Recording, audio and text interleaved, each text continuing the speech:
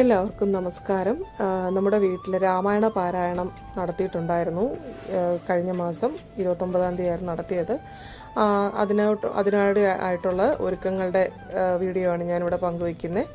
തുളസി ഹാരവും ബന്ദിപ്പൂ ഹാരവും ഒക്കെ വെച്ച് വിളക്ക് അലങ്കരിക്കുന്നുണ്ട്. വാഴയില കാര്യങ്ങളെല്ലാം വെച്ചിട്ടാണ് ഈ അലങ്കാരങ്ങൾ നടത്തുന്നത്. ശ്രീരാമ പട്ടാഭിഷേകത്തിൻ്റെ ചിത്രമാണ് അവിടെ വച്ചിരിക്കുന്നത്. വളരെ നന്നായിട്ടുള്ള ഒരുക്കങ്ങളായിരുന്നു.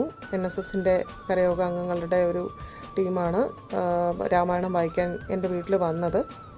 ഏറ്റവും നന്നായിട്ടാണ് അവർ കാര്യങ്ങളെല്ലാം ചെയ്തത്. വളരെ നല്ല അലങ്കാരങ്ങളായിരുന്നു. ഇപ്പം ചാർത്തിക്കൊണ്ടിരിക്കുന്ന ബന്ദിപ്പൂവാണ്.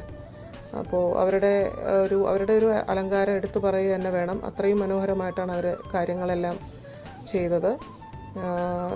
വളരെ കൃത്യമായിട്ടുള്ള രീതിയിലാണ് എല്ലാം അവർ ചെയ്തിട്ടുള്ളത്.